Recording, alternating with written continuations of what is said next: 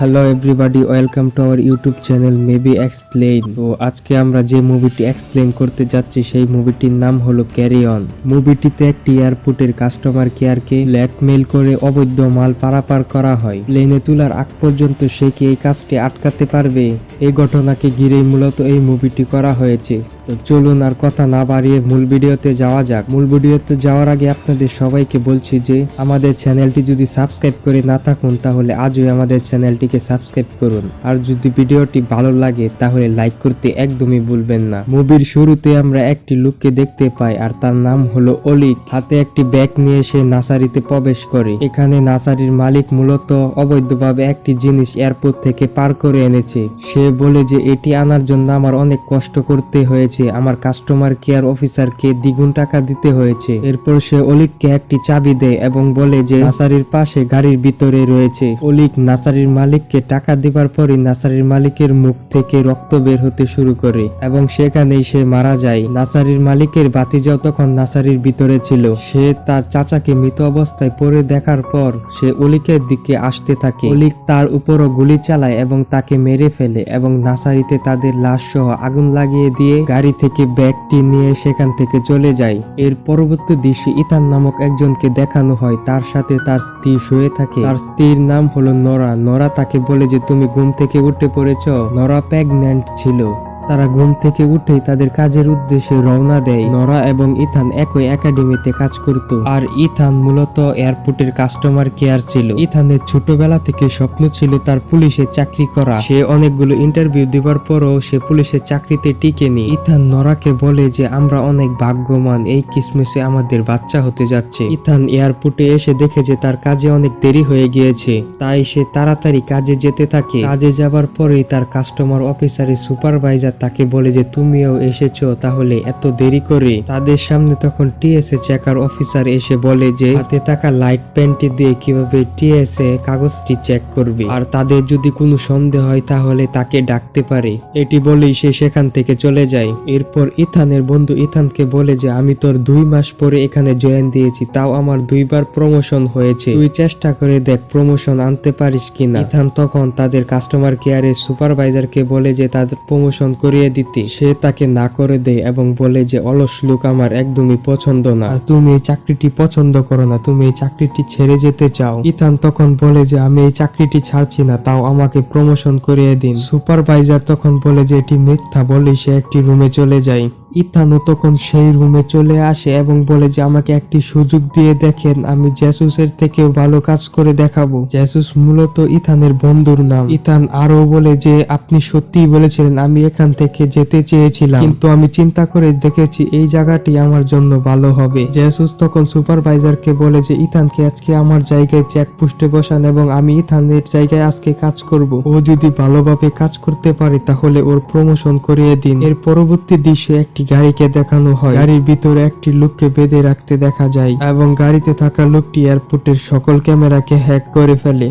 এরপর আবারও ইথানকে দেখানো হয় সে জেসুস এর জায়গায় চেকপোস্টের কাজে বসে। গাড়িতে থাকা লোকটি জেসুস এর পরিবারকে কিডন্যাপ করার প্ল্যান করে, কিন্তু সে ইথানকে চেকপোস্টে দেখে সেই প্ল্যানটি ক্যান্সেল করে ফেলে। এরপর সে ইথানের সকল ডাটা দেখতে থাকে। ইথানকে একটি মেয়ে ডাক দিয়ে একটি এয়ারবাস দিয়ে বলে যে দেখেন এটি কার, এটি আমার না। ইথান এটি হাতে নেওয়ার পরই তার ফোনে একটি নোটিফিকেশন আসতে দেখে, সেখানে লেখা থাকে যে এটি তার কানে নেওয়ার জন্য। কানে নেবার পরে একজন লোক তাকে বলে যে আজকে দিন তোমার জন্য অনেক বড় হতে যাচ্ছে, তুমি যদি আমাদের কথা শোনো তাহলে শীঘ্রই পেরিয়ে যাবে, এবং বলে একটি ব্যাগের বদলে একটি প্রাণ। ইথান ভাবে হয়তো তার সাথে কেউ মজা করছে। তখন লোকটি বলে যে তোমার এই জায়গাতে থাকার কথা ছিল না। আরো বলে যে জেসুস এর 2টি বাচ্চা রয়েছে না, এয়ারপোর্টের পাশেই তার বাড়ি। ইথান তখন লোকটিকে বলে যে কে তুমি? লোকটি বলে যে আমি একজন মুসাফির, আমি আমার ছুটি কাটাতে এখানে এসেছি, আর এটি কোনো খেলা না, আমি তোমাকে যা বলবো তোমার তাই করতে হবে।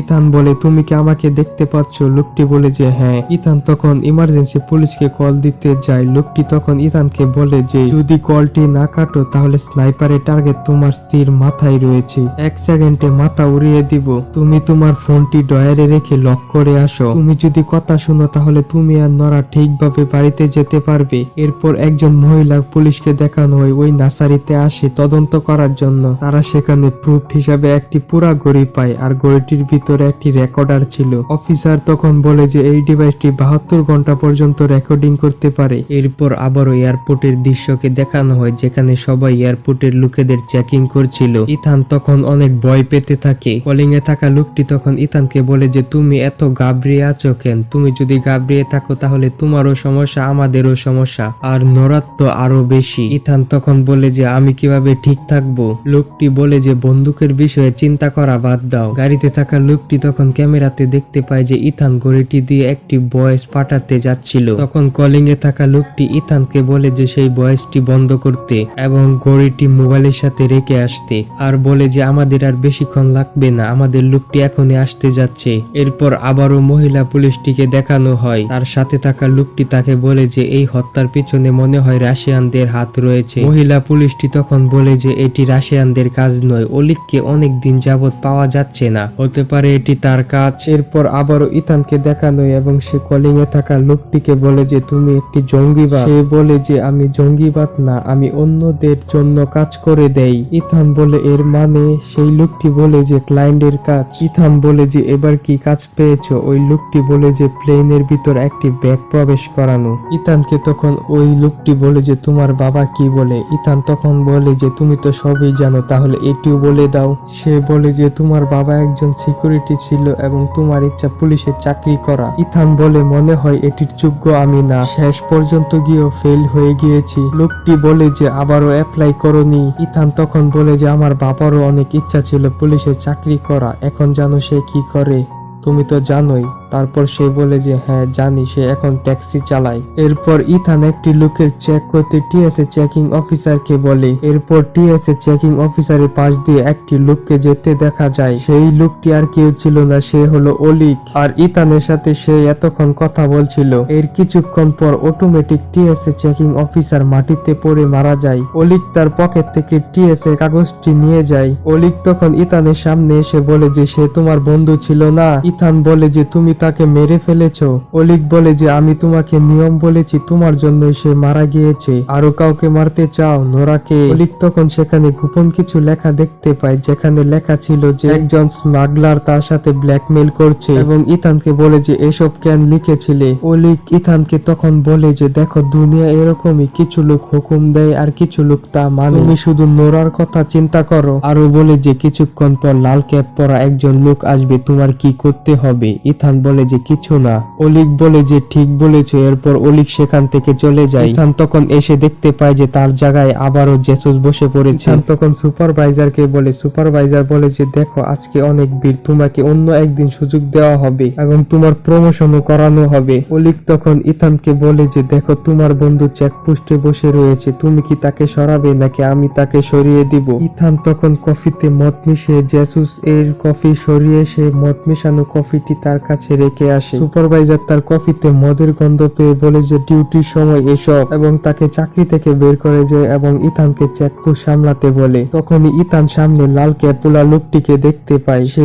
তার ব্যাগটি চেকিং এ পাঠিয়ে দেয়। ইথান তার ভিতরে বিশাল এক বোমা দেখে ঘাবড়িয়ে যায়। এরপর সে ওয়াশরুমে যায়, গিয়ে সেখানে বমি করতে থাকে। ইথান বলে যে ওই প্লেনে 250 জন মানুষ, তুমি সবাইকে কি মারতে যাচ্ছ? সে বলে যে আমি টাকার জন্য এসব করছি। ইথান বলে যে আমার জীবনে আজ পর্যন্ত এমন বোম দেখিনি। অলিক তখন বলে যে এটি এমন একটি বোম যা বাস্ট হয় না, কিন্তু এর থেকে যে গ্যাস বের হয় তা মানুষের শরীরে প্রবেশ করার ফলে শরীর থেকে রক্ত বের হয়ে সাথে সাথে মারা যায়। রাশিয়ানরা এই বোম অনেক পছন্দ করে। এরপর আবারও মহিলা পুলিশ অফিসারটিকে দেখানো হয়। সে বলে যে টিএসএ চেকিং অফিসার হার্ট অ্যাটাকে মারা গিয়েছে, এর পিছনে কোনো একটি কারণ রয়েছে। তার সাথে থাকা পুলিশ অফিসার বলে যে তোমার তো সব বিষয়ে সন্দেহ হয়। পুলিশ এসে তখন এয়ারপোর্টকে ঘিরে ফেলে এবং বলে যে তারা এখনই অনুমতি পেয়েছে, তাদের সবাইকে চেকিং করতে হবে, তাই কাস্টমার কেয়ারদের সব লাইন বন্ধ করতে বলে। এর কিছুক্ষণ পর জেসুস ইথানের সামনে এসে বলে যে বিশ্বাসই হয় না তুই এত নিচে নামবি,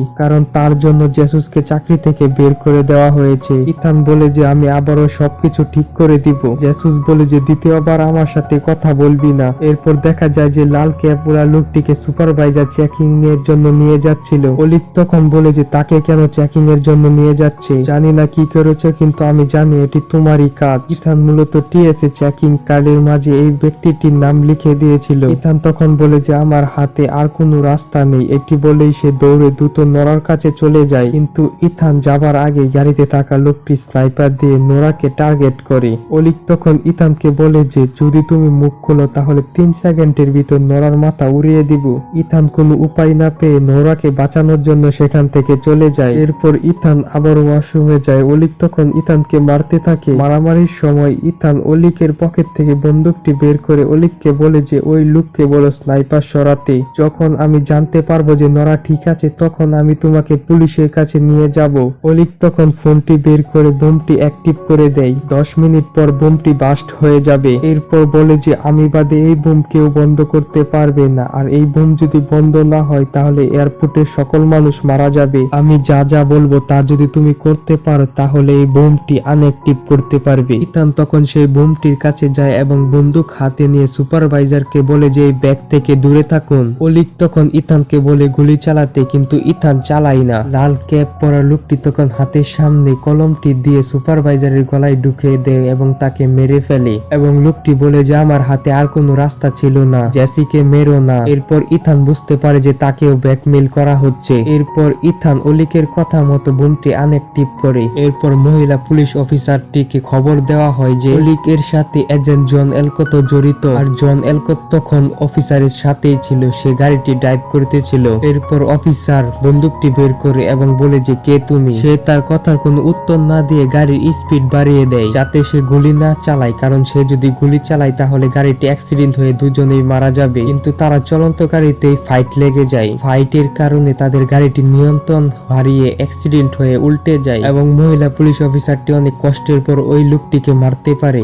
এরপর সে রাস্তা থেকে একটি গাড়ি নিয়ে এয়ারপোর্টের দিকে আসতে থাকে। এদিকে অলিক লাল ক্যাপওয়ালা লোকটিকে বলে যে ইথানকে মেরে ফেলো। লোকটি ইথানকে মারার জন্য যখন বন্দুকটি হাতে নেয়, ইথান তখন একটি গ্লাসে দেখতে পায় এবং নিশানা থেকে সরে যায়। ইথান লোকটির সাথে বেশ কিছুক্ষণ ফাইট করার পর অনেক কষ্টের পর লোকটিকে মারতে পারে। এরপর ইথান নোরাকে একের পর এক কল দিতেই থাকে, কিন্তু নোরার ফোনটি ব্যস্ত ছিল। এরপর তার এডির কথা মনে পড়ে এবং তাকে সে একটি মেসেজ পাঠায় নোরাকে দেখাতে। এদিকে মহিলা পুলিশ অফিসারটি এয়ারপোর্টে চলে আসে এবং বলে যে তাকে সিকিউরিটি ডিরেক্টরি ইথানের সাথে কথা বলাতে। কাস্টমার অফিসার তখন ইথানকে কল দিয়ে জানতে পারে যে চেকিং এর দায়িত্বে ইথান নেই, ইথান নিচের দিকে গিয়েছে। এদিকে অলিক ইথানের উপর ফায়ার চালায় এবং ব্যাগটি তাকে দিতে বলে। ইথান অনেক কষ্টে সেখান থেকে বাঁচে এবং পালানোর কোনো জায়গা না পেয়ে ব্যাগটি সেখানে রেখে সে একটি জায়গায় লুকিয়ে পড়ে। অলিক তখন ব্যাগটি হাতে নিয়ে গাড়িতে থাকা লোকটিকে বলে যে নোরাকে মেরে ফেলতে। এদিকে এডি এসে নোরাকে ইথানের মেসেজটি দেখায়, যেখানে লেখা ছিল রেডিটেরি নামক গাড়িতে একটি লোক তাকে মারতে আসছে।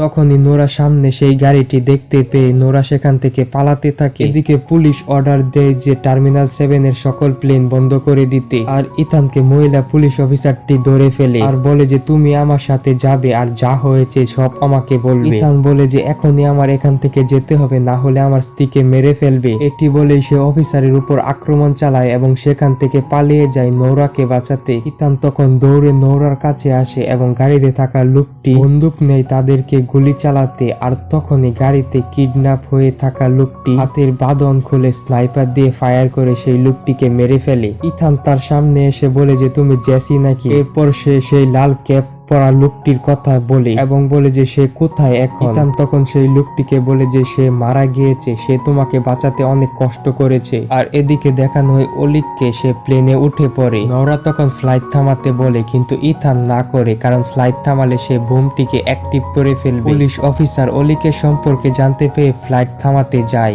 নোরা এসে তখন তাকে না করে, কারণ ইথান সেখানে যাচ্ছে বোমটি ডিঅ্যাক্টিভ করতে। ফ্লাইটটি যদি তারা অফ করে দেয় তাহলে সে বোমটি অ্যাক্টিভ করে ফেলবে আর প্লেনে থাকা সকলেই মারা যাবে। পুলিশ অফিসার বলে যে আমার উপরে আক্রমণ চালা ইথান কি বোমটি ডিঅ্যাক্টিভ করতে পারবে? নোরা বলে যে আগেও করেছে, এখনো সে পারবে। এদিকে ইথান প্লেনে প্রবেশ করার পর অনেক খোঁজাখুঁজির পর সেই ব্যাগটি পায়। এদিকে অলিক বন্দুক হাতে নিয়ে ব্যাগটিকে নিচে রাখতে বলে। ইথান তখন বলে যে বুম অ্যাক্টিভ হলেও আমার মৃত্যু নিশ্চিত। পারলে তুমি চালাও গুলি। ইথান তখন বুমে থাকা গ্যাসটি হাতে নিয়ে অলিককে একটি গ্লাসে বন্দি করে সেখানে গ্যাসটি বাস্ট করে দেয়, ফলে অলিক সেখানে মারা যায়। প্লেনের পাইলট তাদের দুইজনকে দেখে প্লেনটি অফ করে দেয় এবং পুলিশকে ডাকে। পুলিশ দ্রুত সেখানে চলে আসে এবং ইথানকে ধরে। মহিলা পুলিশটি এসে তখন ইথানকে ছেড়ে দিতে বলে। এরপর নোরাও ইথানের কাছে চলে আসে। ইথান তখন মহিলা পুলিশ অফিসারটিকে বলে যে সরি, কারণ আমি আপনাকে ধাক্কা দিয়েছিলাম। ইথানকে তখন মহিলা পুলিশ অফিসারটি বলে যে তোমার অনেক বুদ্ধি, তুমি সুস্থ হয়ে আমাকে কল দিও। এরপর অনেকদিন পরের ঘটনাকে দেখানো হয়। ইথান, নোরা আর বাচ্চাকে নিয়ে সে ক্রিসমাসের ছুটিতে যাচ্ছিল,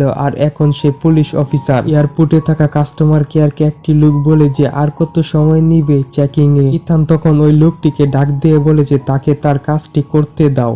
আর এখানেই এই সুন্দর মুভিটি এন্ডিং হয়ে যায়।